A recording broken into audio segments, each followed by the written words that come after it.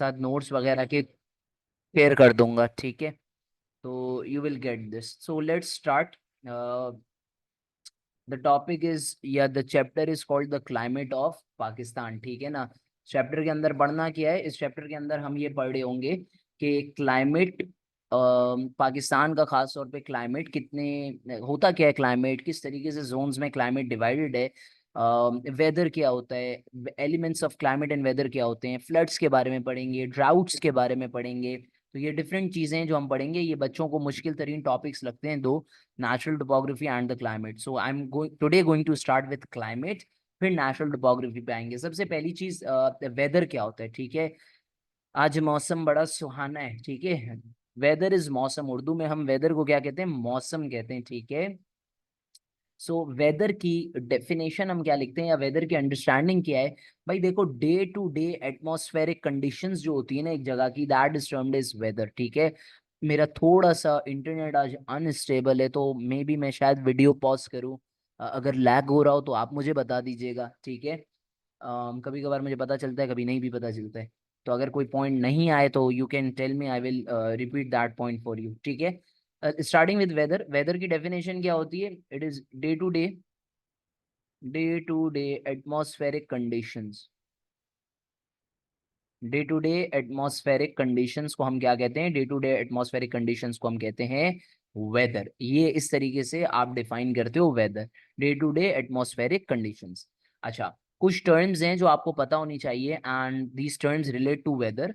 The first one is called temperature, ठीक है। Temperature क्या होता है भाई, कोई भी चीज कितनी गर्म है या कोई भी चीज कितनी ठंडी है, that is termed as temperature, ठीक है। तो टेम्परेचर हम किसको बोलते हैं, it is the degree of hotness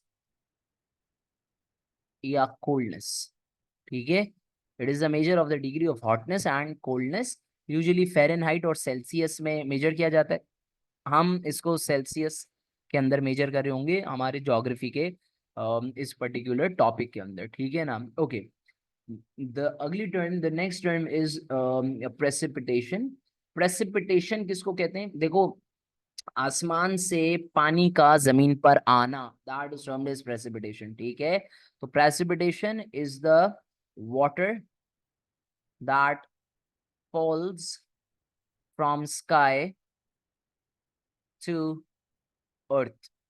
this is how you define precipitation. अब प्रेसिपिटेशन हमें पता है दो तरीकों से होती है, एक होती है रेनफॉल, दूसरी क्या होती है, दूसरी होती है स्नोफॉल। सही है भाई, रेनफॉल और स्नोफॉल। ह्यूमिडिटी, ह्यूमिडिटी किसको कहते हैं, नमी को, ठीक है। ह्यूमिडिटी का मतलब क्या होता है, बेसिकली हवा में पानी की मिकदार। देखो, कराची की जो हवा है ना, वो गीली हवा है, वेट एयर है, ठीक है ना। और इसके मुकाबले मुल्तान ड्राई एयर है। तो ह्यूमिडिटी क्या होती है, ह्यूमिडिटी का मतलब ये होता है बेसिकली कि हवा के अंदर पानी का कितना कंटेंट है, that is how you define humidity. तो ह्यूमिडिटी की डेफिनेशन हम क्या लिखते हैं, ह्यूमिडिटी का मतलब होता है हवा के अंदर पानी का कंटेंट कितना है। So we can write it as water vapour content, water vapor content in the air, water vapor content in the air, ठीक है। अच्छा, डेली बेसिस के ऊपर जो जो चीजें हम कर रहे हैं वो याद करते जाना, ठीक है। Admin will post you guys about the test and everything, ठीक है। मैं शायद टेस्ट मैं डायरेक्टली खुद ना लूँ, एडमिन लाइव आकर आप लोगों का जूम पर टेस्ट में भी लें, ठीक है। तो वो सारी terms and conditions admin will inform you, ठीक है। अच्छा, अगली टर्म है हमारे पास प्रेशर। स्टडीज का प्रेशर है, प्रेशर कुकर है, ठीक है। तो ये प्रेशर है क्या यार, प्रेशर, देखो प्रेशर का क्या मतलब होता है, दबाव।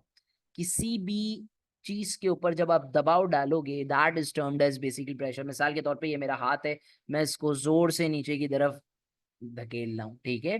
ज्योग्राफी के अंदर हम प्रेशर को कैसे डिफाइन करते हैं, ज्योग्राफी के अंदर हम प्रेशर के नाम पे बोलते हैं इट्स अ फोर्स, ठीक है। कौन लगाता है ये force, exerted by air onto a surface, onto a surface। मिसाल के तौर पे छोटी सी एग्जांपल मैं आपको देता हूँ, पंखा है, ठीक है, फैन, पंखा। वो जो पंखा है वो नीचे हवा फेंकता है जमीन के ऊपर, सही है। So that is force exerted by air onto a surface. This is how you define pressure. ठीक है, तो ये की टर्म्स हैं रिलेटेड टू वेदर, और इन सब चीजों को, तमाम चारों को मुझे चैट में टाइप करके बताएं, देखूं किसका भेजा शरीफ चल रहा है अभी तक। इन चारों चीजों को कलेक्टिवली हम क्या बोलते हैं? इन चारों को कलेक्टिवली हम क्या बोलते हैं? यार मैसेजेस आप क्लास के बाद किया करें, जो मैसेजेस डालते हैं मैं क्लास के बाद देखता हूँ, उससे पहले मैं डिस्टर्ब हो जाता हूँ। तो बराए मेहरबानी आपको जवाब मिल जाएगा। इन चारों को हम कलेक्टिवली क्या बोलते हैं? इन चारों को हम कलेक्टिवली बोलते हैं एटमॉस्फेयर। ठीक है, इन चारों को हम कलेक्टिवली क्या कहते हैं? एटमॉस्फेयर। ठीक है, ये चारों ही वेदर के एलिमेंट्स हैं या एटमॉस्फेयर का पार्ट है। ठीक है, this is how we define weather. ठीक है, यहां तक अगर कोई सवाल है तो जल्दी से पूछें वेदर से रिलेटेड।